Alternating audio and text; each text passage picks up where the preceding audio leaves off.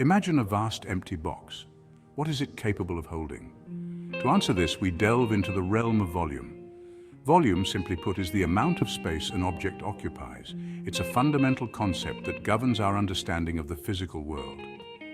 From the air we breathe to the water we drink, volume plays a crucial role. Think about filling a glass of water. You're essentially dealing with volume, the amount of space the water occupies within the glass. Understanding volume is essential in countless practical applications, from engineering and construction to cooking and baking. Whether you're building a house, designing a car engine, or simply measuring ingredients for a recipe, comprehending volume is paramount. It allows us to quantify and manipulate the space around us, making sense of the three-dimensional world we inhabit. Rectangular prisms, those ubiquitous box-like shapes, are all around us. From cereal boxes and shipping containers to buildings and swimming pools, these structures dominate our built environment. Calculating their volume is surprisingly straightforward, thanks to a simple yet powerful formula. The volume, V, of a rectangular prism is determined by multiplying its length, L, width, W, and height, H, expressed as V equals λ/h. This formula, as elegant as it is practical, allows us to quantify the space enclosed within these 6 rectangular faces. Imagine a brick.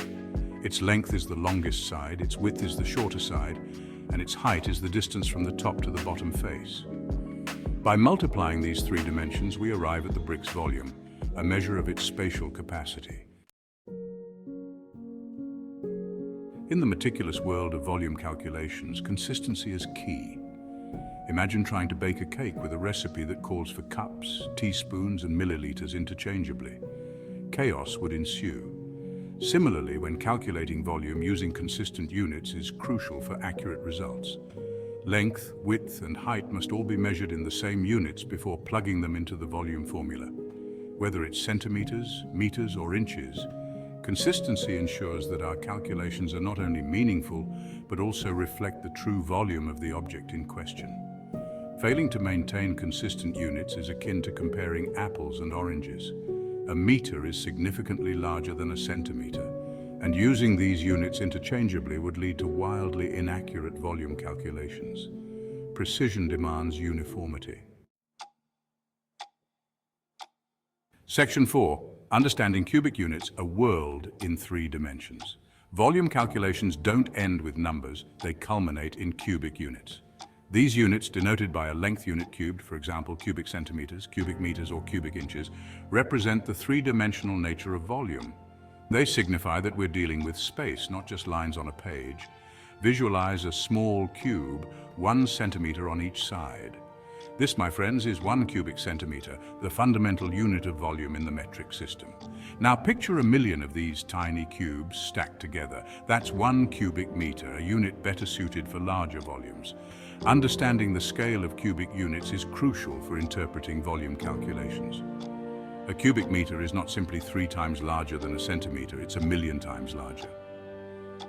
This exponential relationship underscores the importance of selecting appropriate units for the task at hand.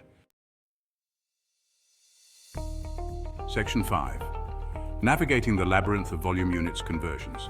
Just as we navigate between languages, converting between volume units is essential in a world of diverse measurement systems. The most common conversion involves cubic units and liters, particularly useful for liquids. 1 liter, a unit commonly used for beverages, is equivalent to 1 cubic decimeter. Converting between cubic units involves understanding the relationship between different length units. For example, to convert from cubic centimeters to cubic meters, we divide by 1 million. 100 centimeters by 100 centimeters by 100 centimeters equals 1 million cubic centimeters, which is equal to 1 cubic meter. These conversions, while seemingly complex, are rooted in the fundamental relationships between units. Mastering these conversions empowers us to seamlessly transition between different systems, ensuring that our volume measurements are accurate and meaningful regardless of the units used. Section 6. Volume in action, real-world applications. Volume calculations are not confined to textbooks and classrooms, they permeate our daily lives. From determining the amount of concrete needed for a building's foundation to calculating the capacity of a fish tank, volume plays a pivotal role in countless practical applications. Imagine designing a swimming pool.